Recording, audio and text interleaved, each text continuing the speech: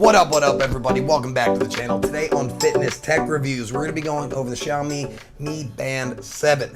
So these bands have been coming out. I've been tracking them since the 5, and they are great for their price point. But really, is this band right for you? We're going to go over its fitness and its sleep tracking. We're going to go over the UI and the app. But at the end of the day, is it right for you? Let's go ahead and get right into it. So the Mi Band 7 is coming in at about $70. It has a 1.62-inch AMOLED touchscreen display with 2.5D tempered glass, so it is pretty scratch resistant. I haven't had any problems with it myself. It does have 5 atmospheres of water resistance and does have swim tracking, so if it does slip into water, it won't have any problem with about 50 meters for 30 minutes. It does come with a big 180 milliamp hour battery. It says it can get up to 15 days with battery life if you just have it on the basics, but if you're turning everything on, using it as a fitness tracker, I always turn everything on, we're probably looking at more around 6 to 7 days with continuous heart rate tracking, blood oxygen, and all that type of stuff. There is an NFC variant, but it is China only. I don't think they will be bringing that over to the US or anywhere overseas. With the sensors on board, it does have a heart rate monitor, it has an accelerometer, a gyroscope, and it does have a blood oxygen as well. It does not have a GPS. It comes with about 120 sports modes. That is way too much. I will never get through that many. I always just go with the basics, so that's not really that big of a deal. It does have Bluetooth 5.2, so that is relatively new. It, of course, does have a vibration feature to let you know when you're getting in text messages and all those smartphone notifications. It does come in a bunch of different colors: white, black, light blue, cream, dark green, and orange. You will need an Android 6.0 or higher or an iOS device 10 or higher to use the Mi Band 7. All right, so getting into the Mi Fitness app itself, it has everything built in, but let's get into its fitness and its sleep tracking. So I did go on a 1-mile run, and as you can see, it says 1.61 kilometers. So I did have a problem, and I still am having a problem switching it over to Imperial units. Yes, I'm in the US, yes, Imperial. I'm not the biggest fan of it myself, but this is a mile, and I do typically run my mile, so that's great. Was pretty accurate. It did jump around a little bit up here, which was disappointed, so the sample rate isn't that great, but currently I am not having a great time finding where the miles are. It should be updated. I didn't have a problem on the 6. But getting more into it, let's get into the heart rate. And you can see it dipped a little bit, but it did not get my spike. So you got my Whoop right over here. I went on some sprints, so my pace did go up and down. That's why my heart rate went up and down. And it didn't get it too much. You can see the cadence comes up and down, which is great. I'm not really too sure how accurate it all is, but it definitely gives you an idea of what's going on. I wish it had a pace on the actual map itself. But if you're gonna go on long, regular jogs or runs, you're not gonna be changing out your pace too much. I really don't see this as a problem, as it typically had my heart rate pretty good when I stayed at a consistent pace. When you do go into show all, I did do an indoor fitness workout, again, 124 modes, I'm not gonna get into it. It did get my highs and lows pretty good. It did dip a little bit with my wrist flexion, but overall, I feel like it did a great job, especially for what it did. Sometimes it didn't get me the best, especially again with wrist flexion. That will be from workout to workout. Just make sure it isn't too tight on your wrist.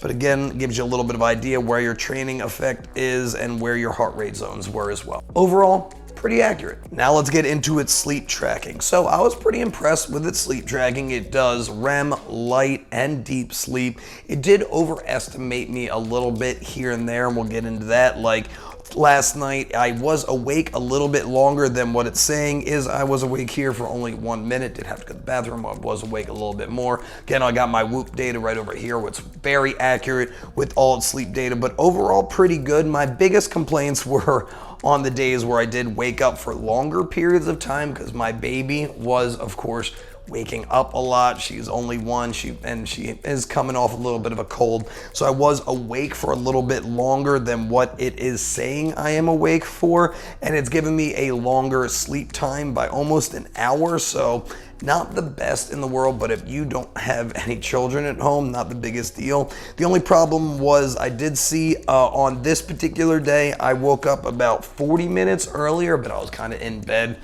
going through Instagram, what have you, and it kind of said I stayed asleep. for that period of time. But overall, when I am doing my regular wake up time, it's pretty darn accurate, and with its battery life, you'll be able to use it for your sleep tracking. All right, let's go over the user interface of this guy. Again, it does have a very bright screen, and it is a replaceable band if you did want to buy a new one.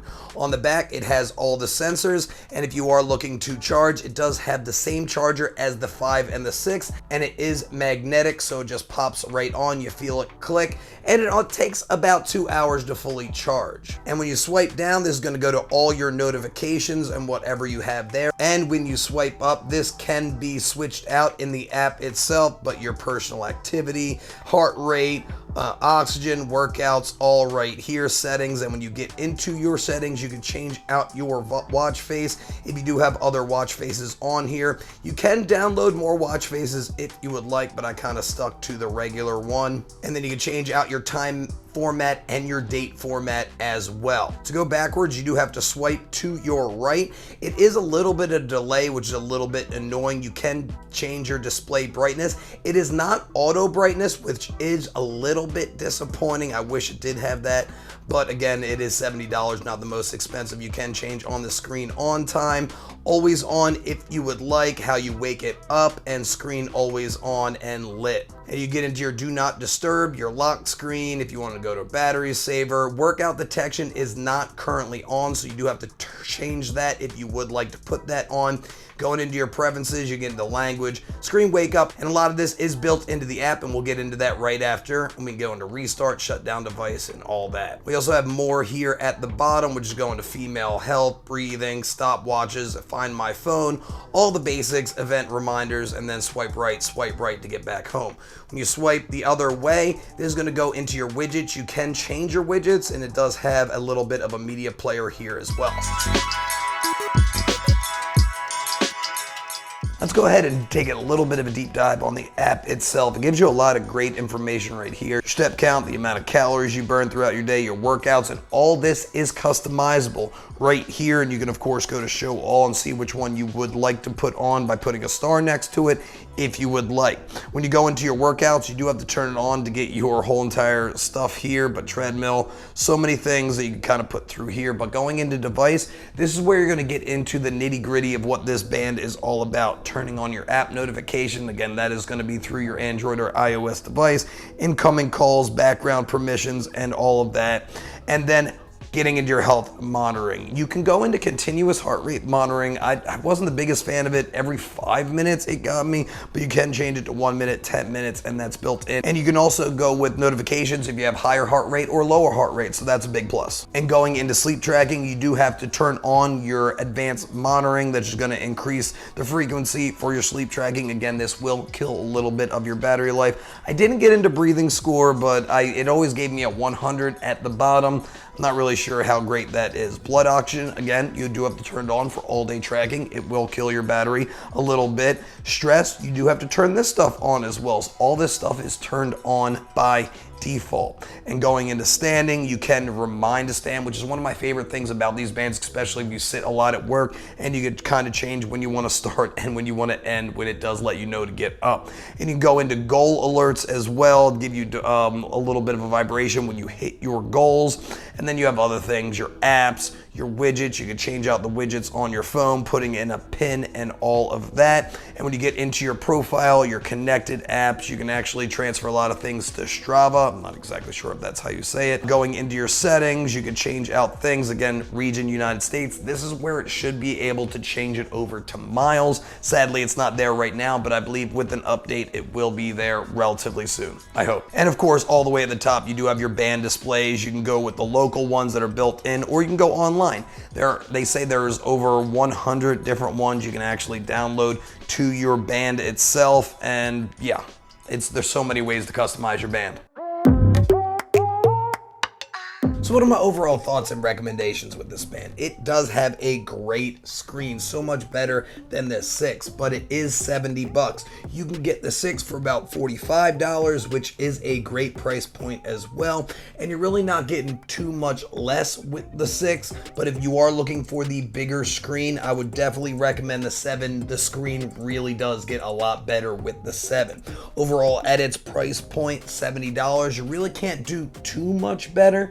I'm not the biggest fan of the app, and yes, the heart rate tracking, especially with high interval training, isn't the best, but again, at around this price point, you're really not going to see much better. You can go with the Fitbit Inspire 2, but that's one of their older bands that they're kind of shoving out the door, and this band is brand new with an amazing screen that you're really not going to see much better with. But if you are looking for something with more accurate heart rate and a better GPS, I would probably push you more towards a Garmin or a Fitbit, which will give you a lot better accuracy as far as both of those are concerned. But for around $70, that's kind of going to be out of your price point a little bit. And if you're looking to kind of jump into something because you're relatively new to fitness trackers and you're not looking for something too big on the wrist, I would definitely recommend the Mi Band 7. If this video was helpful, please make sure you're smashing that like button. I will be doing a review between the 7 and the 6, so make sure you're subscribed to the channel. Hit that notification bell so you'll be one of the first ones to know when that video comes out. And if you are going to be buying this, you can use my link down below. It's going to shoot you to Amazon, and a little bit of that purchase is going to help me grow my channel. But as always, guys, stay happy, stay healthy, and above all, stay positive. I'll see you guys in the next one. Bye.